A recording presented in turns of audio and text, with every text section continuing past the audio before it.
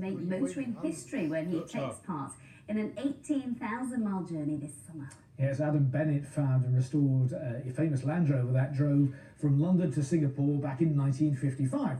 He's now planning a return trip with one of the original drivers, who's 87. They joined us in the studio a short while ago for a chat. But first, Kathy Killick now looks back at their original adventure.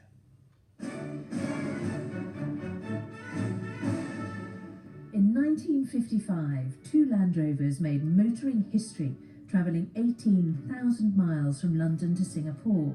The incredible journey was filmed and broadcast, bringing the exotic mysteries of life abroad into people's living rooms.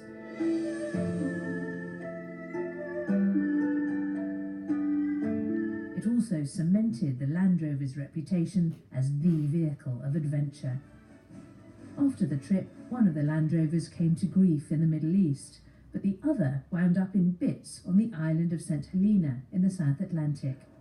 What remained of her was rescued by Adam Bennett, a Land Rover enthusiast from York. He's now hoping the restored but battle-scarred vehicle can repeat her original feat, only in reverse, travelling from Singapore to London. The Land Rover's been shipped to Singapore ready for her adventure, where she's causing quite a stir, as is 87-year-old Tim Slesser. He was on the original trip and will once again get behind the wheel for the return journey. There's no disc brakes, leaks like a sieve, but she's a great old girl. Crossing the Ganges in 1955 was an adventure in itself. In 2019, more adventures await, and on completing the journey, a place back in the history books for this battered old queen of the off-road. Kathy Killick, BBC Look North. Goodness me, an adventure indeed. Adam, Tim, welcome to the studio. Hello. That looks such an incredible journey the first time around, Tim. What are you most looking forward to about this next one? Well, in a nutshell, doing it. I mean, especially arrived at having completed it, if we, are fortunate enough. Now, in the first one, you see a number of the experts said, oh, you're out of your mind, you're politically naive, geographically inept, you name it, which, of course, to 22, 23-year-olds is just an incentive to do it. And to some extent, that's true even 63 years later. People saying, at 87, you must be out of your skull.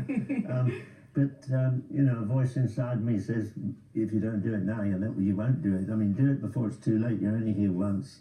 So that's why I'm looking forward to doing it. And what was it about that journey that caught your imagination? Just some of the most ridiculous things, like crossing the donkey bridge, or the picture that you've had on earlier where it's showing you squeezing it onto the most ridiculous little boat, and you just think surely that's going to sink. It's going to just. We've all made rafts and boats when we've put things on. It's toppled over. It should never have floated on there, and that bridge should never have taken that way. But the car is very lucky. And the car, I believe, it celebrated its 64th birthday a couple of days ago. Yeah, that's right. It was 64 a couple of days ago. So unfortunately, it was in Singapore, so I missed its birthday. But I'll get it on its next one where it'll be 65. Well, let's take a look at the route then that you're going to be doing this time in reverse order from the original journey in 1955. Just talk us through where you're going to be going, Tim. Well, we can't do the journey as we did it because we went through the Middle East. We went through Damascus, Baghdad, etc. That's not possible now. So we're going to go up through Malaysia, then into Thailand, then across into Burma, or Myanmar as it's now called, into India, and then north to Kathmandu, to Nepal, and up through Tibet, and then into the Central Asian stans, Kazakhstan, Uzbekistan, what's its town? I can't even say them. And finally, if the tensions which currently exist between America and Iran are dissipated, but we will go through Iran. But if the tensions still exist, we may have to change our minds and go a slightly different route. How long do you anticipate this will all take? Well, they reckon about 100 days, which is, call it 3 months.